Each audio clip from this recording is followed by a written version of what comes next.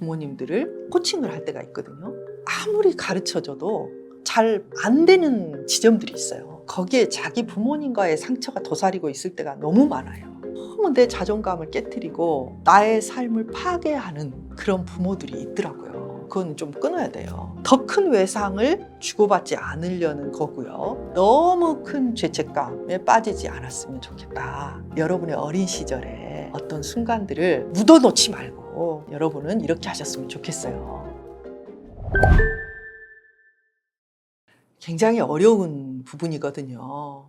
나이가 내가 50이 됐고 60이 됐는데 우리 부모님들은 돌아가셨거나 지금 뭐 양로원에 계시거나 또 아직 뭐 늙으셔가지고 내가 지금 엄마 왜 그랬어 해봤자 뭐 잘 알아듣지도 못하는데 내 마음에 상처는 있는 거예요. 근데 이제 이 마음의 상처가 뭐 나에게만 영향을 미치고 있으면 괜찮은데 나와 내 자식의 관계에 꼭 영향을 미쳐요. 이제 제가 이 부모님들 이렇게 지도를 할 때가 있어요. 부모 지도. 그러니까 예를 들면 아이에게 너무 엄격한 부모, 혹은 또 아이에게 너무 가혹한 말을 하는 부모, 관계를 잘 못하는 부모님들을 코칭을 할 때가 있거든요. 아무리 가르쳐줘도 잘 안 되는 지점들이 있어요. 그런데 이제 그 지점에서 들어가 보면 거기에 자기 부모님과의 상처가 도사리고 있을 때가 너무 많아요.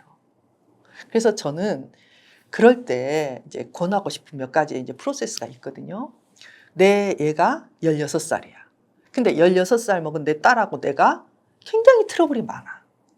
다른 애들하고는 트러블이 없는데 16살 먹은 내 딸하고 트러블이 계속 생기는 거예요. 그래서 이제 그분에게 물어봤어요.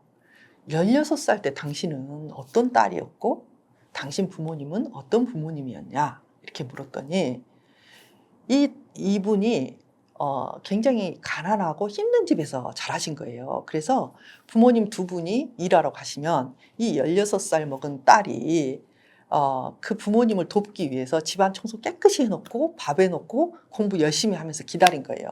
그러니까 이 엄마는 사춘기도 없었고요. 거의 뭐 엄마처럼 이 사춘기를 보냈어요. 그래서 정말 자기는 이 가난한 엄마, 피곤한 엄마를 위해서 밥 해놓고 청소라도 좀 하려고 노력하고 자기 욕구는 다 이렇게 제쳐놓고 그렇게 살았다는 거예요. 그 자기의 16살 먹은 딸은 어떠냐면은 아무 철이 없는 거예요. 그러니까 이분이 이제 성공도 하셨고 물질적으로도 괜찮고 아무 시험 들 게 없는 거죠. 마음에 고통받을 게 별로 없어요. 그리고 이제 이 딸은 어떠냐면 공부도 잘 안 하고 친구들하고 놀러 다니기를 좋아하고 그리고 옷 사입기를 좋아하는 거예요. 여러분 16살 먹은 여자애들이 다 그렇죠. 공부 좋아하는 애가 어디가 있으면 친구들하고 놀러 가는 거 좋아하고 옷 좋아하잖아요. 그런데 그게 너무 화가 난다는 거예요. 그리고 그 화를 안 내야 되는데 그렇게 짜증을 엄마가 내는 거예요. 얘한테. 이게 어디서 오냐면은 이 엄마의 내면 속에 있는 16살 먹은 자아에서 온다고 저는 봐요. 우리 자아는 하나가 아니거든요. 굉장히 여러 부분으로 구성이 되어 있는데 그 중에 이 16살 먹은 딸하고 대화를 하려면 나의 16살 먹은 자아가 같이 대응을 좀 해줘야 돼요. 그런데 이 딸은 옷 사는 거 좋아해, 친구랑 노는 거 좋아해, 공부도 잘 안 해. 16살 먹은 나는 희생적이야. 공부 열심히 해. 부모를 위해서 청소해, 밥해, 빨래해 하는 애예요. 이 둘이 만난 거예요, 심리적으로. 얘가 얼마나 믿겠어요. 나는 밥하고 빨래하고 힘든데 얘는 맨날 먹을 거 생각하고 입을 거 생각하고 놀 거 생각해. 그래서 실은 이 내면의 자기의 그 연령에 맞는 그 자아의 상태들이 아이들을 기르는데 굉장히 많은 영향을 끼치더라고요. 그래서 이제 그럴 때는 어떻게 하냐면은 여러분도 그럴 때가 있을 거예요. 이분 같은 경우는 그래도 뭐 마일드한 거죠. 더 구박받고 막 부모에게 폭력당하고 힘들게 했던 부모들도 있잖아요. 이제 너무 심각하다면은 그분은 상담을 받거나 좀 이런 조력을 받아야 되겠지만 이제 보통이라면 여러분은 이렇게 하셨으면 좋겠어요. 보통 사람들은 상처 입은 그때에 대해서 생각을 잘 안 하려고 하거든요. 그래서 묻혀져요, 내 마음속에.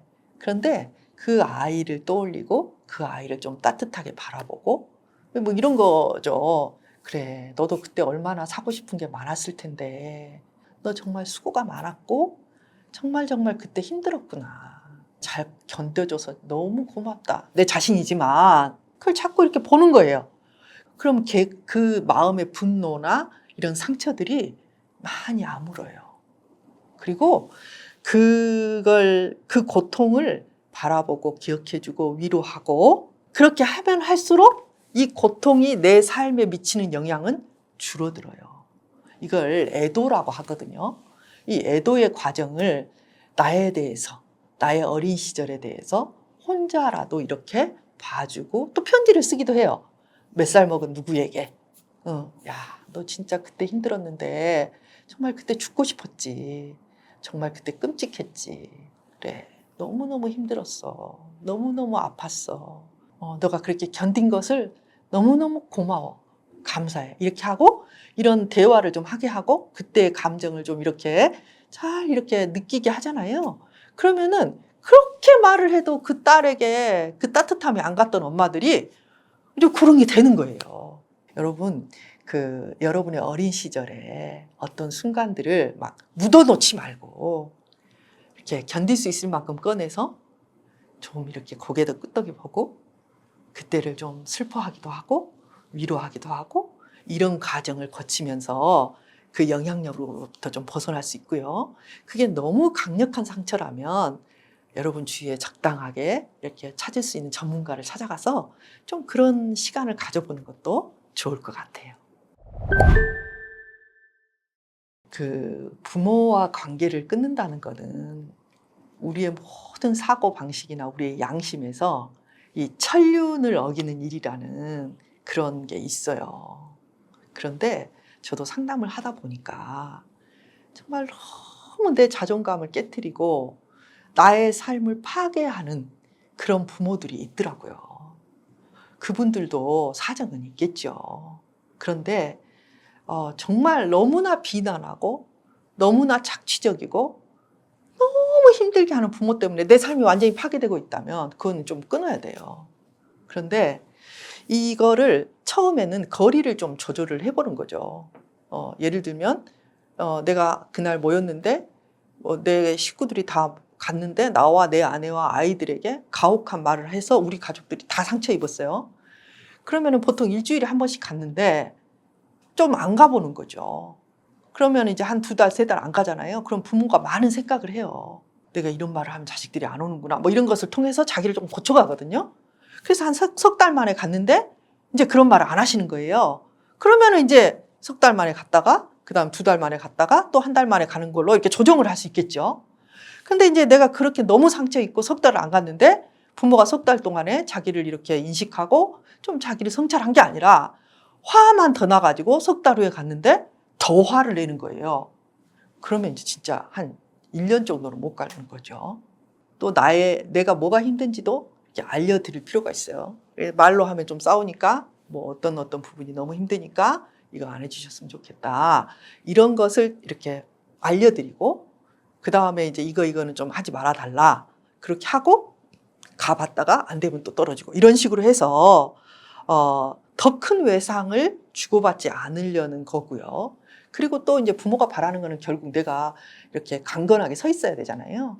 그러니까 내가 강건하게 서 있으려면 지금 부모로부터 그 외상을 입어가지고 안 되니까 서 있을 수밖에 없는 거예요. 그래서 그런 부분들을 생각하고 굉장히 신중하겠지만 너무 큰 죄책감에 빠지지 않았으면 좋겠다. 이렇게 말씀드리고 싶어요.